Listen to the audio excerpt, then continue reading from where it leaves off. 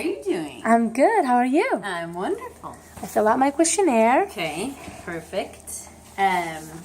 So we're going to do a quick session today just to get it on camera and so that everyone understands what we're doing. But we are doing an official consultation right now.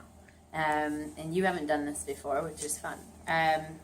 So I'm assuming that you picked essentially the full aura and chakra reading through the biopulsar. And essentially what I had you do, and what I would have anybody do, is to fill out this client intake form, which is incredibly helpful for me to understand what your lifestyle looks like, what your diet looks like, what your day-to-day looks like. And then it gives me this really amazing color-coded and chakra-coded checklist of all of the symptoms, physical symptoms that you might be having. And it helps me to really hone in on some concentrations of issues or blockages. And even though this system is really amazing to use, I don't necessarily think I will use it with everybody. It's for people that really want to dig into the energetics of life. And I know that you're somebody who wants to dig into the energetics of life. So I think this will be fun to just open this dialogue using this system with you.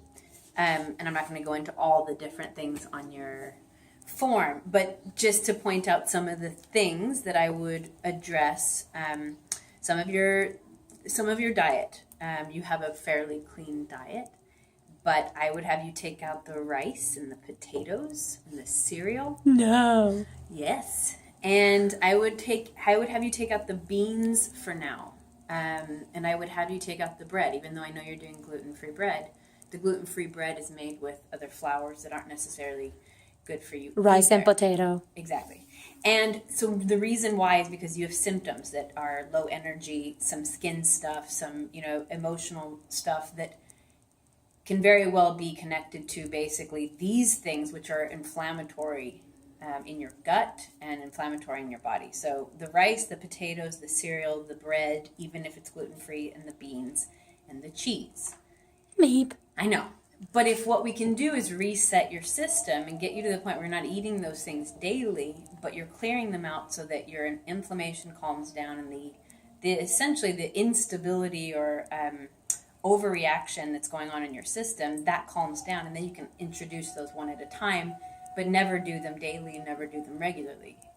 Keeping those types of foods more, spread out. And the majority of your diet is things like, vegetables. There are, 1 billion different vegetables to choose from. That should be the majority of your diet, plus eggs, plus fish, plus nuts, plus seeds. Nuts, you've got to find the right nuts that aren't inflammatory. The nuts that I can eat comfortably are macadamia and pecan. I have a hard time, unfortunately, with almonds and cashews right now. I'm working on that. But again, with the diet's not necessarily the answer to everything. You have to work on those underlying issues. I'm working right now with the energetics underlying, but there's also going to be those other things underlying, like heavy metals and infections in the gut. Infections are potentially responsible for all of the inflammation in your joints as well. So you want to start calming all of that down so that you can work on the problem issues, and then not putting those foods in daily, creating that constant overreaction to foods and things like that. So okay. That was the main thing on yours. The other one is the little exercise. This is a problem for everybody, but it's a big problem. So changing the little to moderate. And I think you would do really well with bringing the yoga in more than, maybe twice a week. You can do it at home, do a video, do something like that. Make sure you're getting more movement. Go running, ride a bike, getting that physical movement, taking those walks. And I appreciate that you're doing the, barefoot nature walks, but doing more of those where you're actually getting physical with all of this. But then the yoga will help to just keep everything calm and balanced, get you breathing, and that's going to make a big difference too. The water, you need to be doing 2 to 3 times what you're drinking right now, Missy. And don't play around with that. You have to get that in there. I was, and then I stopped. Okay. Well, and you even did a video about it. Yeah. Yeah, and So- it was amazing. Yeah, it's just reminding yourself. We all have to continuously remind ourselves to get back on track because it's really easy to get off track. There's so many things that are distracting us. I think that you're low on fats for sure. And that's a big missing piece. The nuts and the seeds, the oily fish, and again, the seeds like pumpkin seeds, sunflower seeds, hemp seeds, chia seeds, flax seeds, getting the fiber in, the fats like the coconut oil, the really clean olive oil, avocados. I eat a lot of avocados, actually. I didn't write that down, but yeah. But that's a good one. Eat a lot of those. I think all of this stuff will help with any sort of gut stuff, bloating, any of that stuff. These foods, rice, potatoes, cheese, cereal, beans, and bread, those are... Okay. And they create an imbalance in the gut, and they're hard to digest and they're hard to break down. So take those out, bring in more fish, bring back in the pasture-raised poultry for now. Play with some of the pasture-raised, grass-fed local beef. I don't want to eat meat either, but I think at this point, in order to actually calm down the inflammation that we all have in our systems while we're working on the underlying issues, we're going to have to bring some of the meat back in just to get full. And just to get sustenance and get some of those extra nutrients. But I think bringing in the nuts and the seeds that your body will tolerate will be helpful. So I won't go into necessarily the specifics of what's on your checklist. But what's interesting is that from a color-coded standpoint, the majority of your symptoms are in the upper region, the brow chakra and the crown chakra, which would indicate to me if there's an overactivity there, which is actually very common these days, where our root is totally low and deficient in energy. We're completely uprooted, ungrounded. And all of our energy is up in here, up in the clouds, like the internet, the literal cloud of the internet. We're so stimulated up in here where this is not real. What we stare at all day long is not real. It's not tangible. And so it's put all of our energy up into these higher chakras. It's thrown us out of balance.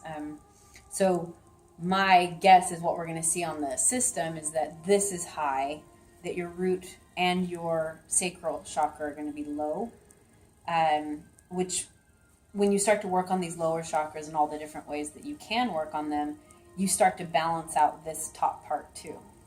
So that's what I think we're going to see on the system, and that's what I would suggest regardless. I would suggest you start to work on these two lower chakras, which is the root and the sacral, and that will bring down the overactivity up in here. But let's just see what the system says. So I'm going to have you put the biopulsar on your lap and put your left hand.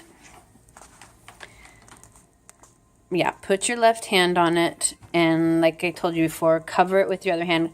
Relax your shoulders, close your eyes, take deep breaths. And then just keep breathing until I tell you to stop.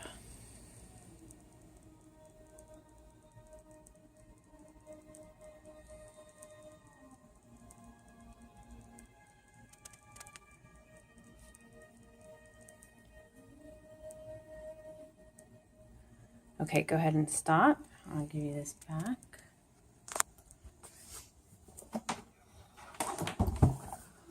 Okay. So I'm only going to briefly explain some of this, but